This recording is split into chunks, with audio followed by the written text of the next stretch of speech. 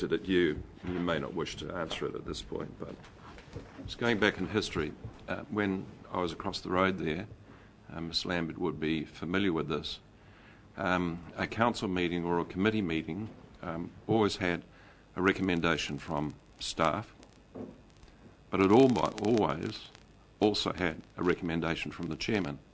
Now often, or in many cases, the recommendation was to adopt the staff's recommendation. However, in an instance like this, where two options are offered, then the chairman or the mayor or whoever was in charge of the meeting, exercising that leadership that's been referred to before, would normally adopt one of the alternatives as the chairman's recommendation. My question to you is, if you're in that position, which of those two options would you be recommending to the council? The final recommendations. I'm happy for the meeting to take its course. Actually, on that, I think there is an obvious outcome here, but let's see what everyone else thinks. So, Councillor Curtin. Well, on that note, Mr Chairman, I'm quite prepared to move at this point to put that very thing to the test, so we can answer that. If there are no further questions, Mr Chairman, I'm prepared to move recommendations 1, 2 and 3.2. And 2 and 3.2, we have a seconder for that. Sorry, what are that? Where is it? It's the recommendations. Recommendations. On page 13. Oh, sorry. So we have a seconder for that? I'll second it. Councillor Dick, you seconding that? Okay. Wish to speak? Yes, Mr Chairman, I do wish to speak, and I want to say that thank you to staff and to Mr Webster for pulling together the paper, for walking through the various options that have been put in front of Council, and for drawing the obvious conclusion that there are no conflicts of interests for councillors' representation on HBRIC. In fact, I'm pleased to see that the other conclusion of the paper is that without that representation on HBRIC, then very crucial decision-making processes are denied the council, and the council removes itself from probably the most significant council decision confronting the council for probably decades, Mr Chair. My view is that we can treat the inclusion of councillors on HBRIC as no different than any other form of decision-making intimately involving the council, and I make a distinction between entities such as the Port of Napier, which is has a somewhat more pure and straightforward function in the council's activities that are not directly impacting on the activities and work and fundamental actions of council. And I make that comparison, Mr Chair, because I think it's important that we recognise that the whole purpose and function of HBRIC is to drive an imperative for council to meet very substantial core council functions, particularly with regard to responding to the environment, particularly in regard to responding to climate change, for the health and well-being of the region, the economic development of the region. All of those core functions of government of the regional council are wrapped up in the activities of HBRIC, and it's crucial that councillors are represented and are around that table. They are the elected representatives for the region. The appointed people are not, and it occurs to me that it would be an abrogation of our responsibilities and of council to hand over in total the decision-making for construction and development of the dam and its associated benefits. over to a group of people unelected for that purpose. So, Mr. Chair, I have no difficulty whatsoever, and have considered closely the advice given by Mr. Webster and his consideration of a whole range of case law, precedents,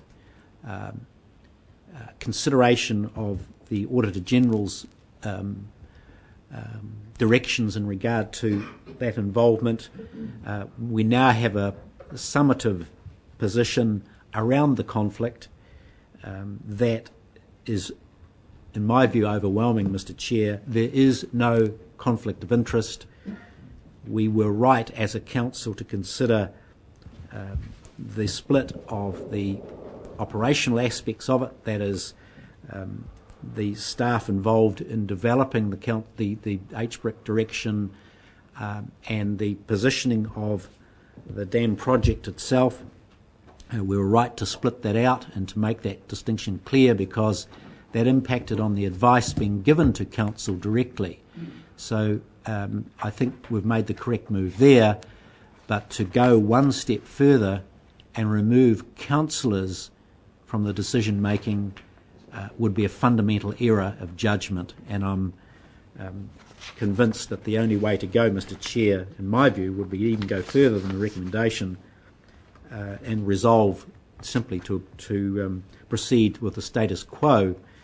But I think it's always prudent to allow an incoming council to consider that, and thus the resolution in 3.2 makes sense, and I'm reasonably confident that the right people will be elected in the coming election round to reinforce this recommendation and ensure the status quo continues after the next election. Thank you, Mr. Chair.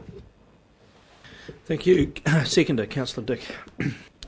Yes, Mr. Chairman, I'd largely echo the words of my colleagues, except to just reiterate that this project, this water storage project and its companion plan change, and the two are joined at the hip, are the most significant probably ever undertaken, or certainly in my memory, by a council in New Zealand. So the consequences of getting it right are enormous and positive. Consequences of getting it wrong could be catastrophic.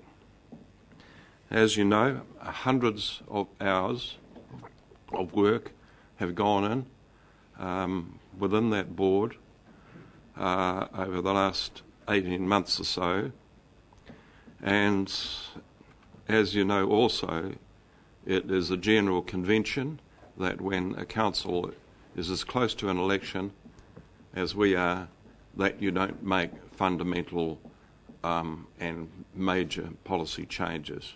And the alternative to this resolution would be just that. I'd just like to comment on the HBRIC board.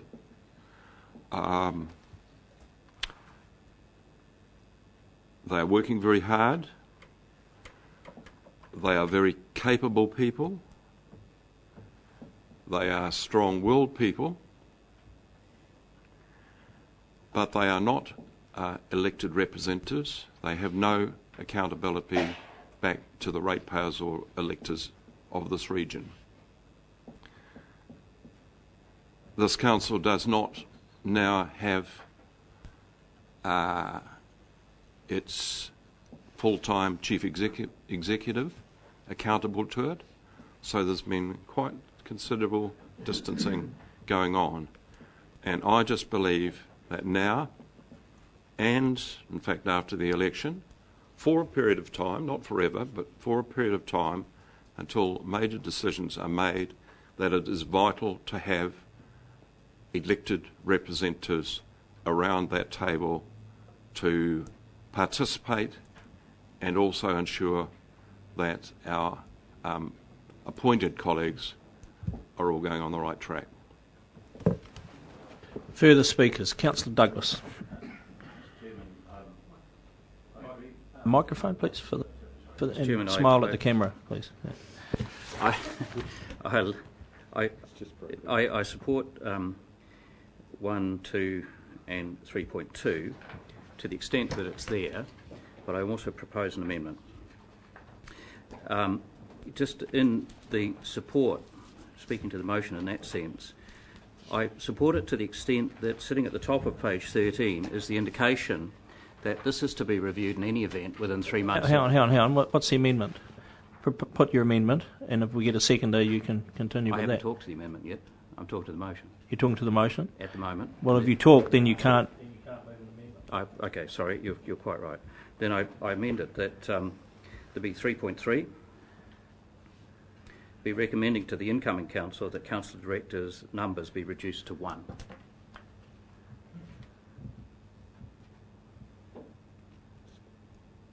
You're seconding that, Councillor Rose? Now you can speak. Thank you.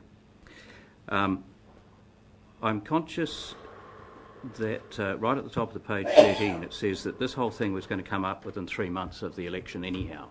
So I agree with the original motion to the extent that it would be unwise to come to any decision and then come to another decision a couple of months later.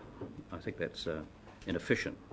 But I think we also have to indicate to the incoming council not just this paper, but notwithstanding the legal opinion that there is no legal conflict, I do believe the perception is a significant matter. I also, and here's where Mr Webster and I have a slight,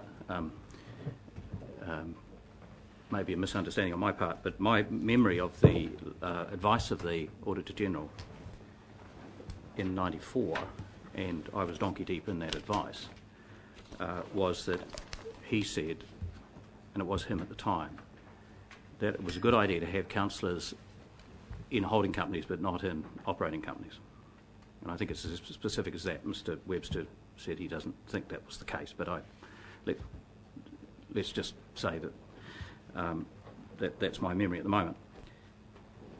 But it is at a holding company, and to the extent that we need councillor directors there, it is that link. It isn't to be donkey deep in the operations of a company of any sort, in my opinion.